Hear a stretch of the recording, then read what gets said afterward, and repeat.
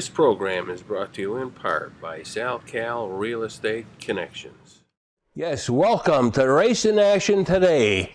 We're here today with special guests, late model race car driver Jason Palmer and his favorite crew chief, Jags Palmer.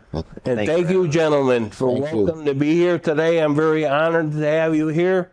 And I want to start out, Jason, your racing career has been just outstanding. I mean, I've been watching the results at Waterford Speed Bowl, and you're always there. I mean, I don't know how many wins you got, but boy, let me tell you, how many wins do you have? Right now we have 99. Oh, my dear. When did that start? How did this all start? Tell me, how did this start? So when I was young, probably 4 or 5 years old, my father was involved with the Manifords with the legend cars, and I used to spend, nights with him. I used to love going there. I just love it, absolutely. So you hung around the garage? Hung around the garage. So you were the kind of catch-all. Whatever somebody needed a wrench, you were getting it, right? Getting a wrench. Started like that, yeah. Kind of just getting involved in whatever I could, whether it was... How old were you? Probably 5. Oh, I mean, it was probably more like he was just fathering me or babysitting me, whatever. But I was there having a great time, whether it was, mixing up bolts or, sweeping the floor, just doing stuff like that. And I just, everything was happening around me. And at first, I probably didn't really notice much, but I asked questions. Probably asked way too many questions. Now, at that time, was that legend cars? That was legend cars. Yeah. That's how it started, Jags? Yeah. For him, yeah. For He him? started Yeah. with Legends, yeah. Now, you have a race history, too, right? Yeah, I drove a little bit when I was younger, in high school, but then kind of did a lot of work on the Sherry Cup car in Berlin. Yep. And stuff like that, modifieds with Ronnie Rocco at Plainville Stadium and stuff like that. And then kind of got out of it, working. Kids were born. Yep. Stopped doing racing. Yeah, started put it doing- on the shelf. being a father and all that, and trying to be, and then the Manifords bought the legend cars. They just came out. Johnny went out to Arizona, drove it, and he says, "You want to take a ride in North Carolina?" We took a ride down. We brought back 2 of them with Frankie and Johnny, and that's where it took off. Now, were they like a dealer, too, for these cars or no? The way that works, if you buy 6 of them, you become a dealer. So Okay. they sell them out of North Carolina, but you bring them up here. But they didn't want to be the dealer. They gave it to Jackie Arouk because he had a racetrack, and that kind of helped us with getting races and stuff. But they just like racing. Frankie loved it. Johnny loved it. You started there as the mechanic for these cars? Started as a mechanic. We started going to races. Now they're all new to everybody, so we didn't have enough cars. So Frankie told me to get in one and fill the field, and I started filling the field, and I started doing pretty good, and he was good enough to let me keep driving it. So we just kept going. That's tough kind beating of the owner. interesting. Yeah, and of course, now you have a young boy here. He's at the garage. Yep. Looking at the cars and working on them, and probably doing everything he can.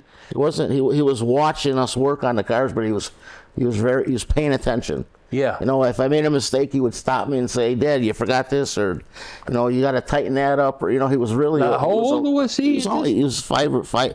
I won a race at Stafford with a legend car because he found there's a little screw in the carburetor that I didn't put in there. Yeah. And he stopped me and made me put that screw in there, and that's why we made the night that night. We won the race. So it started early for you learning about the car. Yeah, it definitely intrigued me. Like, I was definitely always... Now, what was the next move? You're learning about the cars. You're working on them. Typically, I talk to a lot of race drivers, and they come from quarter midgets, go-karts. Well, your sounds like your introduction to this wasn't the same.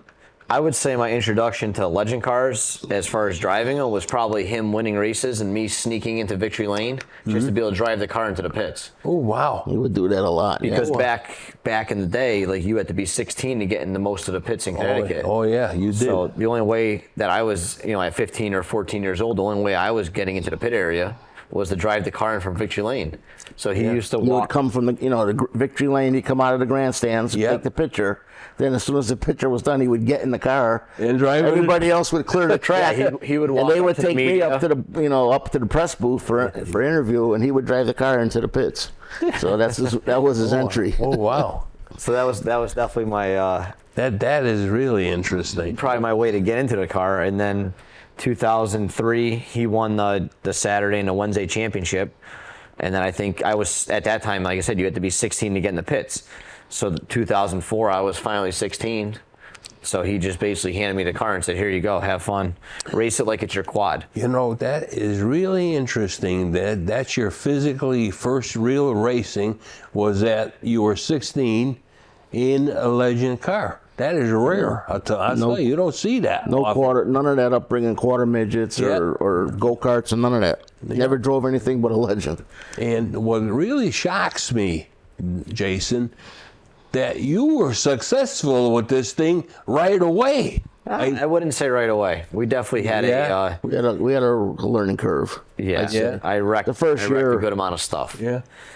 Put on a few clips. I didn't change it every time he bent it, but I bet you we put 6 on the first year. Oh wow! And we straightened it out maybe 6 more times. But it was to me, it was I had no racing background. I had plenty of racing background. I had no racing experience. Driving, seat time, driving, like just. I mean, at that point, I feel like I didn't even, like, you're out there racing, and you know what the flags mean, and you know the basic stuff. But, you know, you don't know you don't know what you're doing at all. I mean, it was just rough. I mean, this was kind of a learning experience. I would say from the start. My first year was basically just like I was thrown to the wolves, and you had to go out there and figure it out. And then the second year we kind of started differently. Like in 2004, he basically just handed me a car. We changed the seat, and he said, "Here, go for it." Yeah. Like this car is capable of winning. I won, a few races the year before. He's like, this car is capable of winning. Just get in and go. Now these cars, if I'm not mistaken, Jegs, I mean, even though they're smaller, not as long, not as wide, they'd have the basic same setup that a regular race car would have, right? You will learn stagger and all those kinds of things. Yes, for the most part, yes, but it's not the same as, it doesn't translate to a modified the same way. It's like opposite. There's no sway bar on it, so that you don't have that, the way the car works and all like that. But I mean, as far as, restarting, driving it, getting close to the wall or any of that feel there, the racing feel, definitely good. Car control, number one. And if you could drive a Legend car, you could pretty much drive any car. Well, I'm going to tell you something. We did do a few shows with the Demoteo kids. Yep. And they drove that number 75 and 76, which there were cars you probably worked on. Exactly. I could not believe these cars flew around that racetrack. No, they're fast. What are they, like a 3-8 mile racetrack? They're probably going 90 miles. I mean, they flew around this track. Yep. They're very fast cars. I mean, the power to weight ratio is just amazing. Oh, sure it is.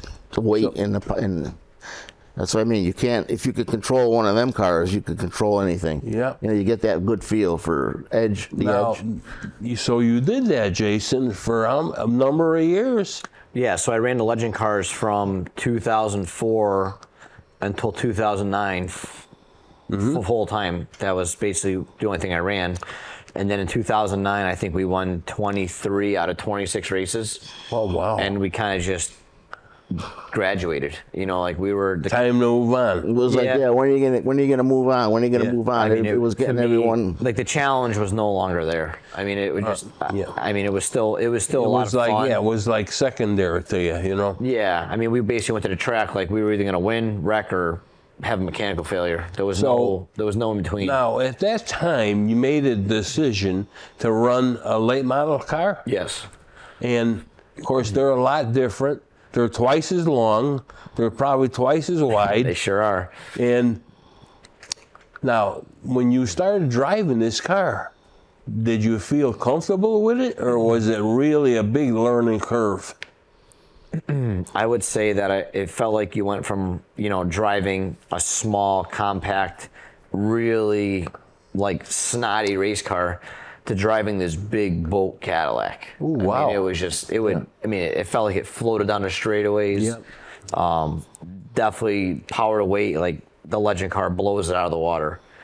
Yeah. I mean, the Legend car, you were on your toes the entire way around the racetrack. The late model, I feel like by the time you get to the start finish line, you could probably eat a sandwich. Well, I remember while I was working with those two kids, the Di Matteo kids, you were having success in this class. I remember you racing, and you looked like you knew what you were doing out there. I mean, I can't remember the time frame it was, but it was probably a year. The first year, I think we got comfortable with the late model, and then the second year, I think he took off. He started, just getting. There's a lot of adjustments on a late model. It's to this day we're still, we're always it's a. So when you go to you got a race tomorrow night or Saturday, excuse me. I mean, do you literally have to set up the car while you're there, or no?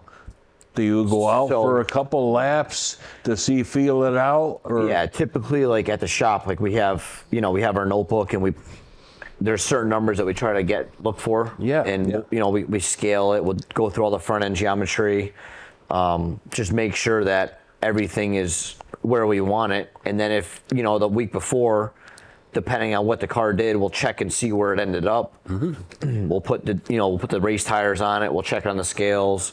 So you got a log book. You pretty much keep track of all your information, right? It's a mental log book, but yeah, we definitely keep mental. Oh, it's there. No physical. No physical. There's a few physicals. There's a feel he's always looking to get this feel. It's not how fast we are or anything. He wants the car to do comfort. If the car will drive the way I want it, I can do anything with it. But if I can't get that feel, then I'm going to be, I'm on for the ride. If I can't drive it, I'm just on for the ride. I really have to congratulate you because you did not have easy people to race with. I mean, there was some real heavy hitters along the way here. Am I thinking right? Oh, definitely. I mean, when we used to run the Legend cars, on an average night, there was 20 to 26 to 28. Sometimes it was more than that as far as, cars. And then we started racing late models, same thing. There was 15, 18, 20 something cars almost every week. And not only that, but we had great talent in the Legend car. And then we had Keith Rocco, Dylan Moltz. Keith Rocco. Kimmy Jordan. I don't know how many wins. I mean, he's like a legend too, right? Yeah, he ran multiple divisions and he racked up a lot of wins and a lot of championships doing it. Yeah, now, you stayed at Waterford. Evidently, you like the track there, right? I like the track. I like the Saturdays. I like the distance. It's not too far. It's not. When I was younger, I didn't have a wife, kids, family. I didn't have as much, I guess, responsibility. Yeah. So I was able to travel. So we would go, if Waterford was off on a Saturday, we would get loaded up. We'd go run another track. Like we'd go to New York, whether it was Mountain or Bethel or Chemung. Mm-hmm. We'd go to Maine. So he had some fun. Yeah. Oh yeah, we used to have road trip. We used to travel and try new tracks and try and show up and try to whoop all the locals. That was the best part. Now, in present day, the kids must love going to the racetrack, right? Absolutely. I mean, they come out typically like Saturday mornings. They'll come out in the garage in the morning because Saturday mornings, I'll finish the car, clean it, whatever, take it off the scales, and we'll load it. So we'll have the trailer open, and they're out there sweeping the trailer, they're picking rubber off the tires, doing this, cleaning, sweeping the floor. Putting ice in the cooler, everything. Yeah, they help out, and then you know what? That's the fun. Yeah, that's the whole reason. And I'm sure your wife is right behind you all the way. Oh right? Yeah. Oh yeah, definitely. Yeah, she definitely she likes the fact that the boys are learning stuff that. Yeah. I guess probably molded me to who I am, and it's good for her to see the kids learning that stuff. Oh, absolutely. It's all about learning, and not everything is taught in school. That I'll tell you. That is right. You need to learn to be street smart, and there's other things involved. Right. Common sense and all that. Common sense. And did you ever try different type of racing, like road racing or anything like that? So I tried road racing a legend car, I don't know, 5, maybe 10 years ago now. Mm-hmm. Not my thing. Not your thing? Not my really like it. No, I am like the kind of guy that drives into the corner. Like I don't plan on coming out. Uh-huh. And once I get out, usually I pass the car that was in front of me.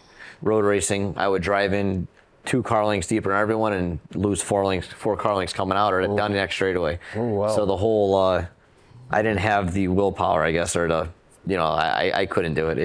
It was a lot of fun. It was a ton of fun. But when I went there to win and basically got, I don't know, we finished 6th or 7th. It's a good thing we didn't run road courses. Yeah. No. We wouldn't have any wins, probably. No. Now, I'm curious, was that Lime Rock? Or was that Thompson? Oh, Thompson. Yeah. I ran Lime Rock a bunch of times with the Legends in. I like Lime Rock, believe it or not. Lime Rock's beautiful. I like that kind of racing, too. But not with that, not with that kind of a car. More of the street kind of type cars, you know what I mean? They're actually pretty good for a legend car is really good on a road course. I could imagine. It's adjustable enough to where you could get it where you like it, but like he didn't. I didn't like the racing type. I never really did it, and then when I did do it, I mean, you're by yourself. It's a lot of fun. You're challenging yourself most of the time, and it's a lot of fun. But the bad part is everybody else is better at it than you. So that takes the fun right out of it. Yeah. Well, you like to run up front. Just want to run up front and win. It's more, it's definitely makes life a lot easier. They do race them up at Thompson. Yep. Even now, like this year, they ran them, and they run them up in New Hampshire. So I mean, there's a lot of places that you can take a legend car. I did go up to Thompson on the very first vintage car event they had there, and I have never been back. Yeah. Oddly enough, I had a stroke that night. Oh, jeez. From that day. That's a long ride. I was at the Berlin Fair. Actually, Louis Pryor was there with me. We were raising hell as the Berlin Fair was like a dance that night. Yep. That night I had a stroke. And now during the day I had covered Thompson vintage. So you had a long day. Race, really. But hey, you know what? That's life, and you got to move on. That's all. So tell me, you like this late model car? Kind of a closed. What I call, it's not open wheel. It's not open wheel. Yeah, they have bumpers and sidebars, and they got plastic fenders. I'll be honest, I like that kind of a car. I mean, Bush cars and stuff like that. I used to love them. Very similar. They're very similar, right? Yeah, I mean it's different technology, but it's the same concept. I mean, he does all the work on it. Mm-hmm. He hangs his own body. He does all the suspension work. He does all the welding and everything. So he's moved right along. He's really good at it too. Did you ever have any ambition to move on to a bigger car?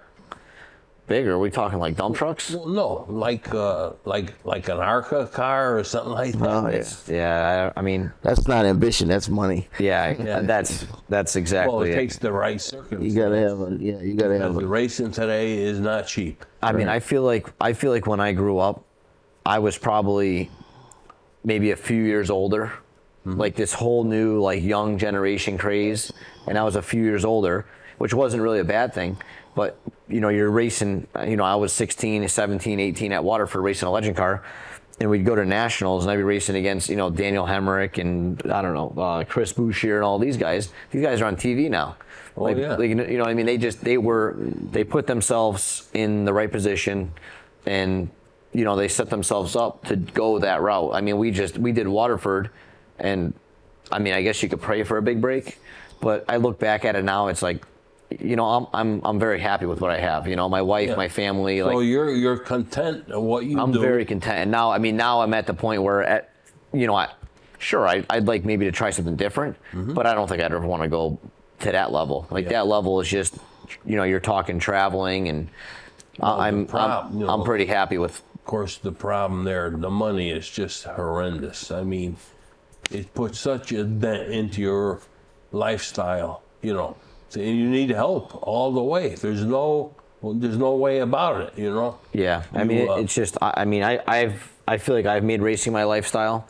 Yeah. And but that is like literally racing is their life. Like they if they're not traveling, they're doing media. If they're not doing media, they're doing this, they're doing that. It's just a tough married life. I'll put it that way. Always on the road. Right. I mean, they do it. Don't get me wrong. Yeah. They bring the kids and they do it, but it's not an easy life. Luckily, he's putting his children on the pedestal. Him and his wife both got their children on the pedestal, and they're going to develop that program as much as they can without, destroying what we got or what he has. So I mean, one day my kids may want to go racing, and we'll go that route, and one day they may want to play baseball, and we'll go that route. I've seen strange things. I've seen people that you thought with their parent background that they'd be natural racers. Some of them, it's not for them. Yep. It's not what they want. Yeah, that's how I feel. I mean, I'm not going to force them to racing if they. I mean, I don't think my father ever forced me into racing. Like, I mean, I was around it. Yeah. And you enjoyed it, number one. I enjoyed it. Yeah. I mean, to me, it was something that fascinated me, and I was always around it. And I never really. I mean, I don't know if I ever asked to drive. Probably when I was younger, but I always looked at it like. He's racing. Like if he's racing on Saturday, I'm not going to go quarter midget racing. I'm not going to go go-kart racing. Yeah. Like we're just like we do legend cars. Like that's what we do. And then when I became of age, it was like, well, now I have my opportunity. Like if I'm going to do this, like I'm 16. Like now I can get in the pits. If I want to drive a legend car now, I can. Well, I am very intrigued how the way you did this because you don't see it often. That I'll tell you. And you've been so successful. I mean, 99 wins. Wow. Oh, boy, I can't even envision how you do something like this. Yeah, it's been... Jax? At 34 years old, 35 years old, so still got a few more years to go. Oh, my dear. Wow. Hopefully a few more wins down the road there. But. And you seem to really like that racetrack, huh? I think, as far as in Connecticut, I mean, Stafford has... the big fame, and they have, they get the publicity, and it's a nice facility. It's beautiful. And then Thompson is just far for us. Like, I mean, Stafford and Waterford are about the same distance. Thompson's far. The limited schedule isn't terrible, but it's just Wednesdays nights. Like, it just doesn't work. Saturdays work the best for us. I mean, we both, well, he's retired. He doesn't work at all.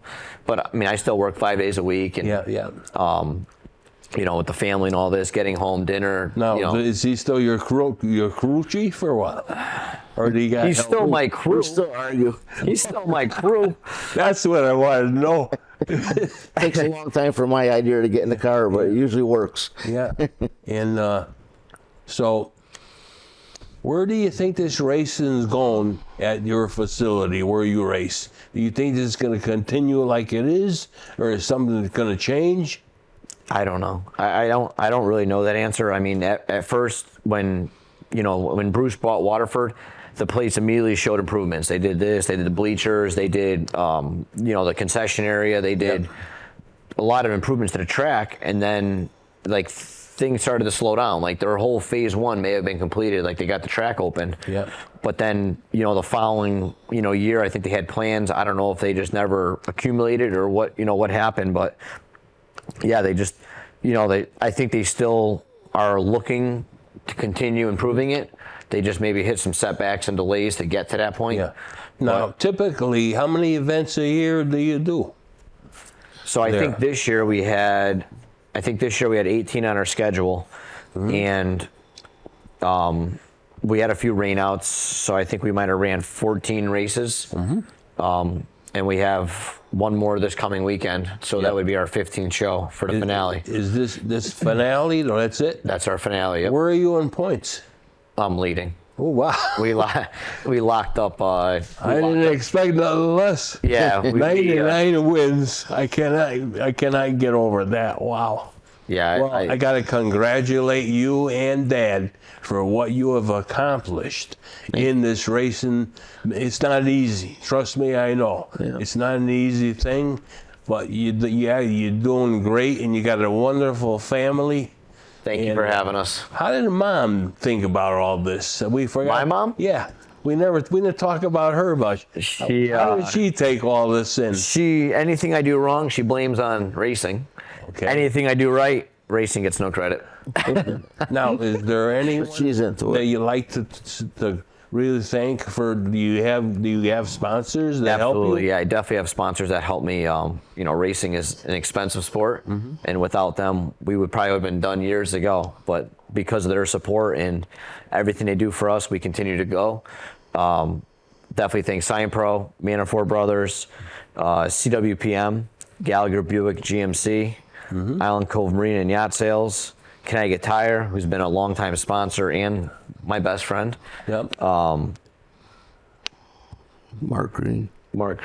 Yeah. Green Construction Management. Now, do you have some, like, I know Jeg's part of the crew. Do you have a lot of new people for crew people or no? So I've had my great friend, best friend Joey, like I said, Keith. They've been around forever.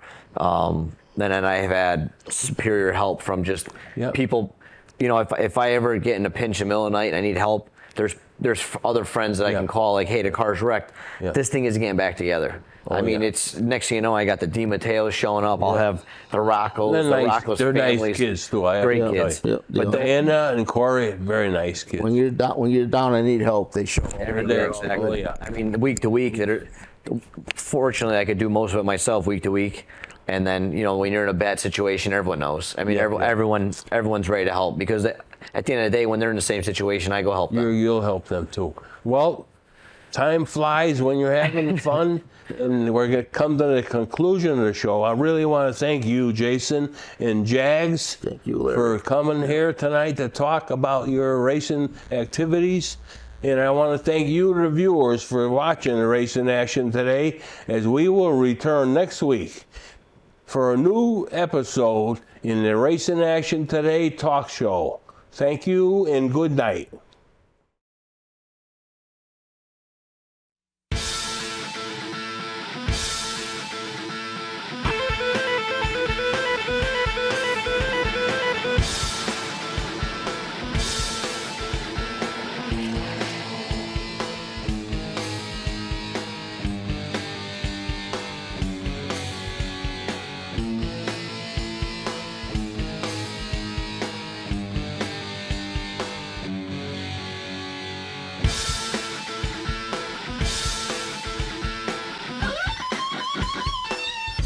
This program is brought to you in part by Just Results Weight Loss Center in Berlin, Connecticut.